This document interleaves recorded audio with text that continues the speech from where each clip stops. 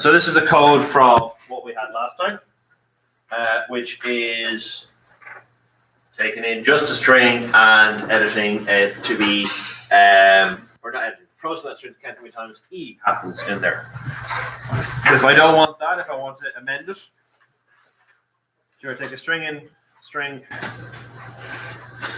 and a character in from the user. And counts how often the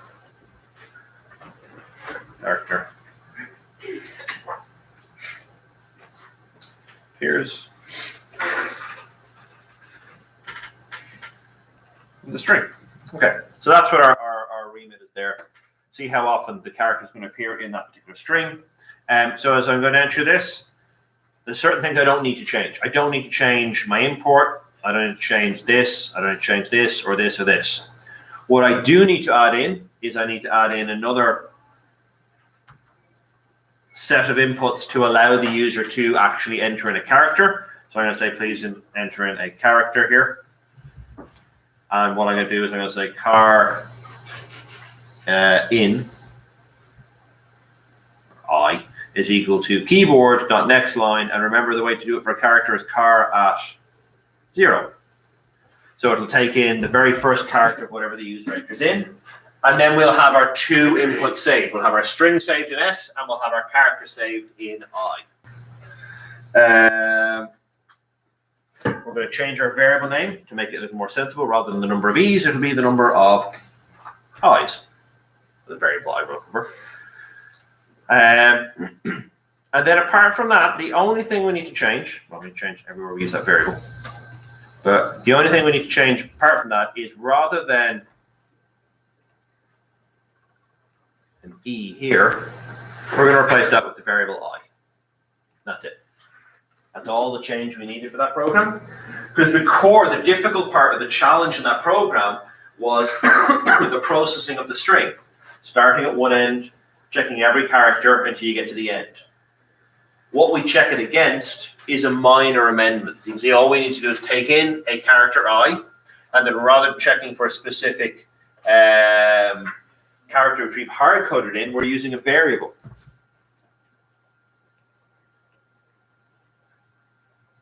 And this is where we're going to check for our character. And so that will work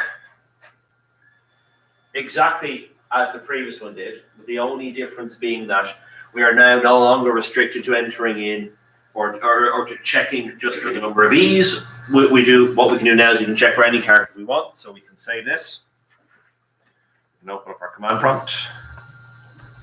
Let's see.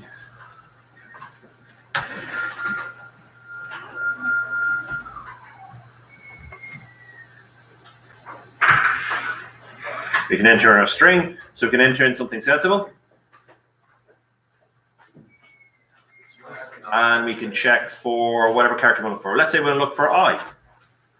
That'll tell us that I occurred there twice. Check the string again. And we can check for a Z, which there are none in that string. If it tells it didn't occur at all, we can enter in a massive string.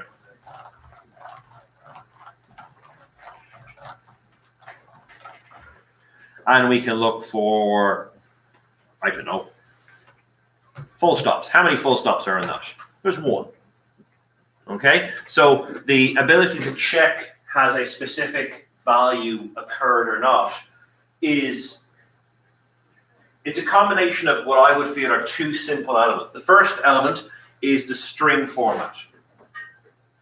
Create a counter, set the counter equal to 0. The counter is going to be the progression inside a loop. The loop is going to go from counter equal to 0 to counter equal to the length of whatever the string we're checking, and then we have counter plus plus. If you look back over all of the string questions and all of the loop questions that we've done, that exact same loop has been used over and over and over and over again. I think of all of the questions you've done, probably the guessing game question is the only one that doesn't have a loop like that so far. That all of the other ones are start at one end, check everything until you get to the other end. So while that's a big piece of work in the sense of it's a big section of our code, it's so repetitive to all of the other examples, it shouldn't be a big step to figure out, oh, this is what I need to do. And then the internal check here is just checking, is this variable equal to this variable? Which we've been doing since we've looked at if statements. So at this point, we've been doing it for 4 weeks. So we've done that as well. And it's the combination of them. And that's what's going to be more and more apparent as you're going through the rest of first year, is we've learned the 5 core elements. Everything we're going to add on to this. So we're looking at strings now. That's a different data type that we can utilize. Next week, we're going to start looking at methods. That's just a way of partitioning out your code into little subsections. The week after that, we're going to look at something called arrays. And an array is, rather than a string with a collection of characters, an array is a collection of a different data type. It's a collection of integers or doubles. It can be a collection of strings. You can have a collection of characters if you wish. The week, when we come back in the second term, we'll look at two-dimensional arrays. So we have grids rather than lines. The week after that, we're going to look at two-dimensional arrays. Searching arrays. So how do we process through it? We look at file access, text files, and binary files. We're going to look a little bit at objects. We're going to look a little bit at sorting. But in every one of those elements, the fundamental little parts of the if statements and our loops and our variables and our evaluation and our user input and our output to the user, it's those little small components pieced together in different formats and different. We can take the same basic actions and rearrange them to get our program to do something different, and then take them again and rearrange them again, and then the program functions completely different. And it's learning how to take any one little part. So if I just said, write a program to compare 2 variables and tell me if they're the same, you would have no problem doing that. If I just gave you a piece of code that says, create a loop that counts from 0 to 100, you would have no problem doing that. If I created a program or asked you to write a program that asked you to create a program that took in value from the user and then printed it out on the screen, you would have no problem doing that. But the challenge seems to be for most first-year students is developing the aptitude to look at a problem that isn't always spelled out. You need a loop, you need an if statement, you need user input. But to be able to take a more vague definition of a problem and break it into those small little parts and assemble it. If I spell, and I've done this in the past with my groups, that I would give an exam question and I put it up on the screen and then, right, here, we're going to do this today, and there'd be an awful lot of difficulty with that question. And it wasn't anything to do with the technical difficulty of it. It was, I don't know where to begin solving that problem. But when I broke it down into, first, I want you to do this. Second, and I didn't tell them the code to do it, but I want a way of taking user input. I want a loop that's going to go from the first to the last character of that user input. I want a way of checking every character. The check I want to do is, everybody in the class able to go, oh, I know how to do that bit, I know how to do that bit, I know how to do that bit. It's just connecting it together. So my goal between now and when we finish at the end of April is to give you so much exposure to those little problems. And the problems will get larger and larger as we move through the course, but that the core elements are going to repeat so many times that you get better at solving those abstract problems. That looking at a problem and go, oh, I can see I need that bit and that bit and that bit. And there's always going to be something you don't know how to do. Every assignment I give you, there's going to be a challenge in there. Every time I give you an exam question, there's going to be a challenge. It's not just going to be, well, I've no notes in front of me and I can't remember what that command is. It's going to be the thinking challenge of how do I take this problem and make it into a solution, So that's what we want to look at. Is everyone happy with that? Anyone have any questions before we move on? No? Okay.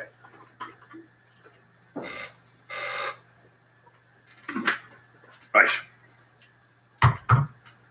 So I can shut all them down there for a moment. And I can shut that down. Right, let's have a look at your assignment. Already in Google Drive? That code? Or the assignment? The one from the assignment. Is it? No, I'm asking. No, sorry. No, it isn't. It's on Moodle, and once I finish talking here, I'll make it visible on Moodle. So a couple of things on this. The dates here are wrong. Obviously today's the 21st, not the 20th, so I'm issuing it to you then. And what I've learned in the past from part-time students is rather than having it submitted on the day of the class, which is exactly 2 weeks, there's always the request of, can we just have it the Monday morning, so we have the weekend to work on it. So I have changed the deadline for that to be the 10th. So it's going to be submitted on the Monday after the 5th. Okay, so you'll have the weekend to work on it there. It's worth 10% of your course, and you're going to submit it on Moodle. If for whatever reason you do not have access to Moodle at the time of the deadline, email it to me. Keep the same deadline. So if I say it's going to be, it needs to be in by 10 a.m. on the 10th of December, email it to me before that time. If you do that, there'll be no penalty. I'll get you, once you get back on Moodle, I'll get you to re-upload it so I have the record of it. But I will correct it as per normal. Hiccups happen. I don't think you should be penalised because Moodle gets restricted for the usual reasons it gets restricted. So obviously it's for everybody. It's for computer programming. It's the first assignment, the first semester. The usual stuff. Okay. It is a word manipulating program, a word processing program. And create a Java program that takes in a string S, and you're going to be checking the string to be able to inform the user of the following things. I want to know from that string how many words are in the string.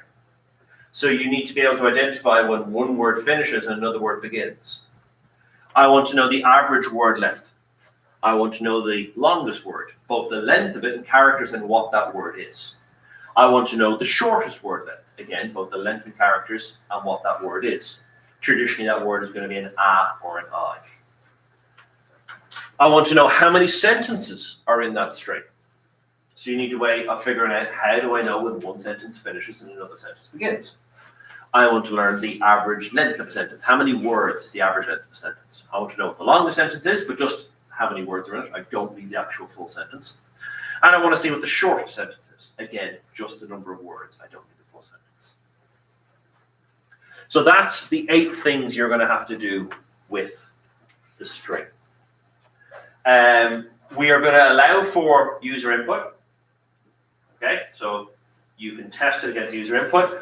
I have an example here. So I have an example here, and I've put up the full version of the Lamb and the Wolf parable, or not parable, fable, on Moodle as well. But here's an example. So because the Lamb and the Wolf is the first large string or large text file I get students to look at, I thought it would be appropriate to go into Wikipedia and get the summary of what the Lamb and the Wolf fable is about. This, if this was my input here, going from a wolf down to Cricloth, in that we have 107 words. The average length of the words there is 4.47 characters. The longest word is 13 characters, and it's misdemeanors. The shortest word is 1 character, and it's A. The number of sentences we have in that paragraph are 4. The average sentence length is 26.75 words. The longest sentence is 31 words. The shortest sentence is 20 words. Okay, so that's what I'm looking for as your output, or something along the lines of that. Bear in mind, this value here for your average, and this value here for your average are doubles. They're not integers. And so you need to make sure that the averaging you're getting out is matching up with the correct calculation. If you try to div 2 integers, even if you set the result of the answer of that to a double value, it will give you 5.0, or this example here, 4.0 or 26.0. So what I would do is, whatever way you're counting the length of the sentences, make sure they're double values so that you are going to get the correct calculation. If you count them using integers, you need to then send them to double values to get that upward money. The restrictions you have here, I don't want you to use string.split or string tokens or regular expressions or array lists. They're the traditional ways that students who, what's a nice way of putting this? Students who rely heavily on assistance from other people submit solutions to me. You don't need, as of today, you should be able to do every single thing of that, like right now. If this was a test, you wouldn't need any additional classes, you wouldn't need any additional content. We have covered everything you need for this. Any one of those elements is a nice small little subset. So count the number of words. Well, if I gave you a piece of paper, if I gave you a page from this booklet here,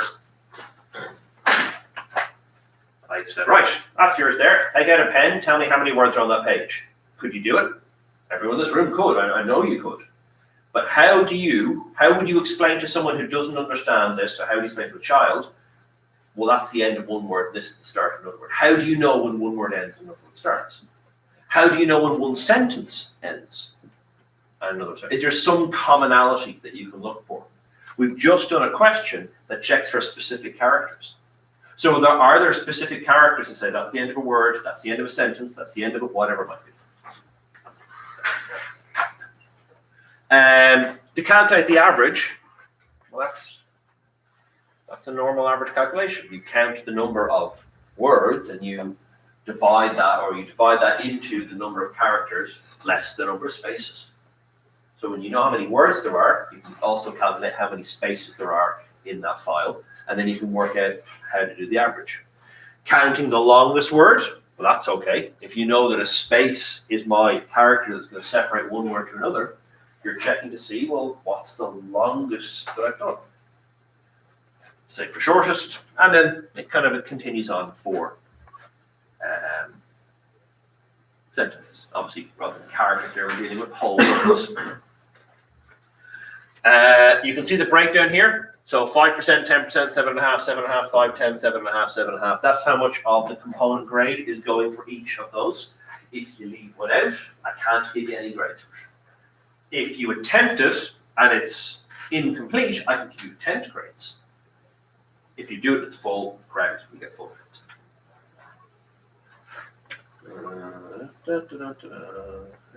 Okay, so expected functionality. The program should be able to read the contents of the supplied string. So I've given you, there's a text file of the full text of the wolf and the lamb. On Moodle, you can copy and paste that section into your code. It'll add a huge chunk of code into it, but it's the full text. It shouldn't cause any errors. And you can use it as a test to see if it's working. When I'm testing your code, I will test it against this paragraph, against the file I have up, and I'll put in some other random things as well, just to be able to calculate does it work in all conditions. One of the things I said very early on in this course, if you're doing the computer's work for it, you're doing programming wrong. So all of these calculations here, they should work no matter what the input is. If I get this one paragraph, or if I get the Lamb and the Wolf, which is kind of 3 paragraphs, or if I get the first chapter from Hard Times, which is 17 pages, I think, in length, it should work the exact same. Obviously, it has more data to process through. It takes a little bit longer to do, but it absolutely should, be able to work on anything. The program should check the string as little as possible. Ideally, and it is possible to do this, you can do this entire check with one check from the first to the last character. And then you're finished, and then you just do your calculations to work out averages and tens. It is possible to do that. It is also possible to solve this with 8 passes from start to end of your string. And there's combinations of that in between. There will be a small amount of grades. Less than 5% of the grades will be going for how efficient your code is. And that's just to gently nudge you along to try to write code as neat and as efficiently as possible. This course is not about efficiency. We don't really care about how costly your program is. But I'm just highlighting it is possible to do that question with one loop that goes from beginning to end once. And then we're done. But if you need to do it more than that, that's fine. I would prefer you to have a working piece of code that has 8 loops in it than a broken piece of code that has 1 loop in it. So do it the way you feel comfortable doing. And in that process, if you can go, oh, I can combine these 2 loops together, go for that. And that might end up leading you to only having 1 or 2 passes through the loop. Right. You can solve this problem only using what we've covered so far. You shouldn't need to add the Java command, you should not need to add to the Java commands you've already covered. This is to highlight the idea of ownership of your code and the avoidance of plagiarism. If I gave you an essay or an essay type question, which I'll never do in this course, but if I were to do that, it's very easy to work out plagiarism. Because that paragraph of text isn't yours. You copied it from Wikipedia or from wherever. With code, it's a little more difficult. I know with, more than likely with general persistence analysis and design, you've been passing assignments to turn it in. And that will check your paragraph of text against online sources and other people who submitted assignments. Turnitin is useless for code because you can change variable names, you can change the white space, and oh, that's completely different, and it might be identical apart from variable names and the white space. So there are tools. I use a tool called Moss, which will have a look at your code and look at it from the point of view of there's a printout statement, there's an integer variable declared, there's an integer comparison to another integer, there's an if statement, there's a loop. And it doesn't matter what your variable names are, it doesn't matter how you've broken it up or if you've rearranged it, it's able to identify patterns of similarity. If you are struggling with this code, well, first of all, ask questions in the class, or be even, or however. But if you're struggling, I would prefer to get a broken piece of code from you that is all of your own than a fully working piece of code that you did very, very little in. Two reasons for that. The first reason is you're not learning anything, and that ultimately is the main goal, because if you struggle with this assignment, well, then the next assignment is going to be even more challenging, and the next assignment is going to be even more challenging, and if you happen to get in the second year, that's going to be even more challenging again. It's better for you to fail at this assignment and take the lesson, oh, that's where it went wrong, or that's what you're looking for, that's where it was, and build upon that. Secondly, it makes it very difficult for me to gauge how well or how poorly the class is going.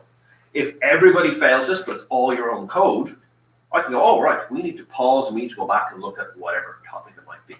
If everybody passes it, but it's not all your own code, I assume, oh, great, you all understand everything we've done, we can plow on ahead without having to go back and do revision.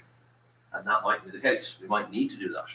So I would always encourage you to submit your own work. Again, beyond that, from an academic integrity point of view, if you submit something on Moodle as a piece of graded work, the assumption is that is your work. If we find evidence to the contrary, there are penalties for that. Okay? So don't submit work that's not yours. For anybody, not just for me, but for anybody. Remember that averages will need a double and not an int. That's, again, just a little hint, because otherwise you'll truncate your results. Sure, deliverables for this are going to be a single Java file. I don't need a class file, I don't need a Word document, I don't need a cover sheet, I don't need a design document. I want a commented working Java file. It should compile, that's number one. If it doesn't compile, you will lose a chunk of marks. If some of the functionality is incomplete or broken, comment it out.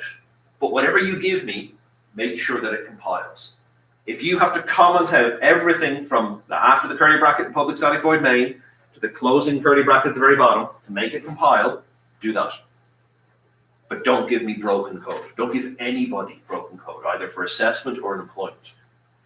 It's a really, really bad habit to go with. You should always submit, even if the functionality is not there, you should always submit something that compiles, that is working.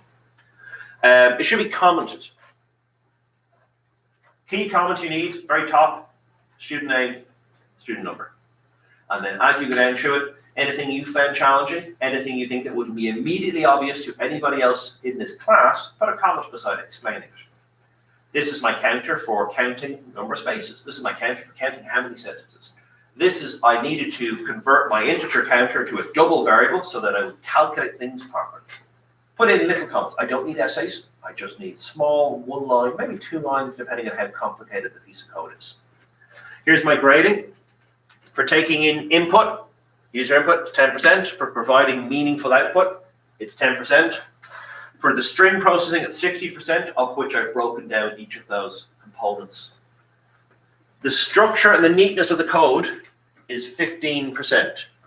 So what I mean by that is you should have nicely indented code. If you open up a curly bracket, it means everything from when that curly bracket opens to where that curly bracket closes should be in one tab space.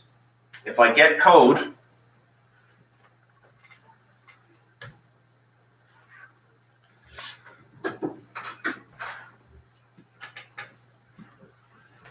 If I get code like that, and I get submissions like that, I will be very unhappy.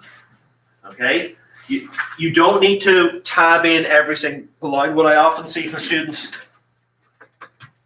is I will see, okay, well then this goes in 1, and this goes in 2, and this goes in 3, and this goes in 4, this goes in 5. And it keeps going out like that. And the bigger the program is, the further you have to zoom out, but you can kind of see it's just like a slant going in the code. You don't need to do that, okay? Your code should look something like that. If it's not perfect, that's fine. But it should look something like that. If I open up a curly bracket, it means everything between this curly bracket and the closing one down here is in one space. If I open up another curly bracket, which I've done here, everything between this one and the closing one is in one space. Okay? It's a habit that I'm going to grade, I'm going to give you marks for, because it's something, again, that will keep you employed when you start getting closer to kind of career programming. And I want commented code, and I'm going to give you about 5% for that. The learning outcomes are just the things you achieve by passing this assignment. This module has a series of learning outcomes. There are 9 for this module. And any brief assessment I give you really should highlight what they are. I don't think I had it for the workbook, but essentially it's all of this. Very, very academically written, but solve problems of modest complexity in a systematic, well-organized way. Write Java code that works. That's essentially what that means. Specify precise syntax and semantics of a programming language construct. Write Java language. The code you're going to submit me will be a programming language. It won't be an English paragraph. Select an appropriate program construct or data type to achieve a given task. Know when to use a loop, know when to use a variable, know when to use a printout, know when to use an if statement. Document accurately the design of the program on the fly. Include comments if things are confusing or not very clear. That's all that means. But these are the things that the checkbox comes out at the end of the year to make sure you've achieved all of them. If you've achieved all of them and your grades are above 40%, then that module's passed and you move on to the next one. So that is the code, or that is the assignment. The way I would approach this, if you're intimidated by that, or if you're worried by that, the way I would look at this is, if you were given a piece of paper and a pencil, could you calculate all of that? Could you calculate the number of words, the average word length, the longest word, the shortest word, the number of sentences, the longest sentence, the shortest sentence, the average length of the sentence? I think everybody here can do that. Can you articulate how you do that? How do I know that that word is longer than the other word? It's got more characters. How do I know that that sentence is longer than the other one? It's got more words. So being able to do it, pen and pencil, which I know that everybody is going to do, but being able to articulate how you do that will give you a really big clue on what you should be attempting or how you should be working on it. Fair enough? Okay, so I'm going to make that visible on Moodle now, but that's all of the content I want to cover the class today. For the remaining hour, you can work on the assignment. You can ask me questions on the assignment. Does anyone have any questions on the assignment? Is there any things you're unsure of? Is it reasonably clear what's expected of you? Okay, if it seems clear at this point in time, start working on it. If elements become unclear as we're working through it, ask me in class, ask me via email, and I'll address whatever you ask. Obviously, I can't give you the solution, but I can address some stuff. Yeah, no worries. And again, if you want to head on early,